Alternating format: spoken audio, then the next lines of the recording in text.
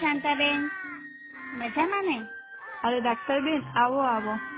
આજે હું તમને વાત કહીશ માના ધાવણ વિશે, તો ધ્યાનથી સાંભળજો હા.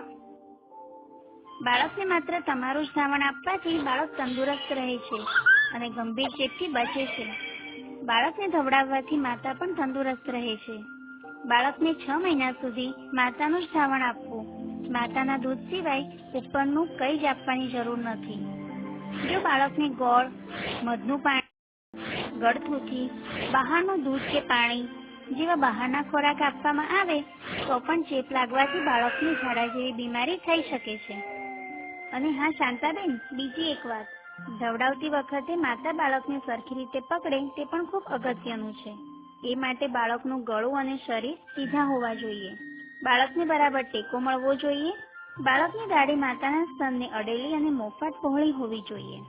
માતાની ડીંડડીનો આજુબાજુનો કાળો ભાગ શક્ય હોય તેટલો બાળકના મોંમાં હોવો જોઈએ. આ રીતે ધવડાવવાથી બાળક વચ્ચે અટકીને ઊંડી ચૂસ લેતું જોવા મળશે. આમ આ ધવડાવવાની યોગ્ય રીત છે. જો માતાને તાવ હોય તો પણ ધવડાવવું જ જોઈએ.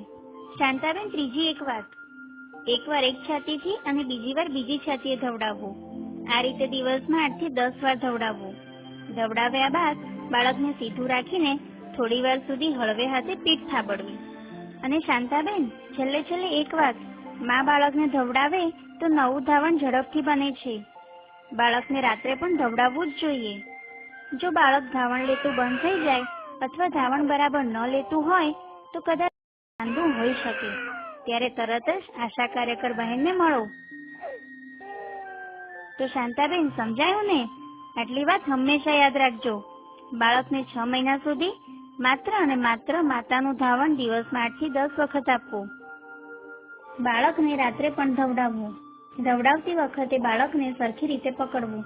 મારા સમજાવ્યા પ્રમાણે હમણાં જ આશાબહેનની સામે બાળકને ધવડાવીને બતાવો. ભલે ત્યારે, આવજો.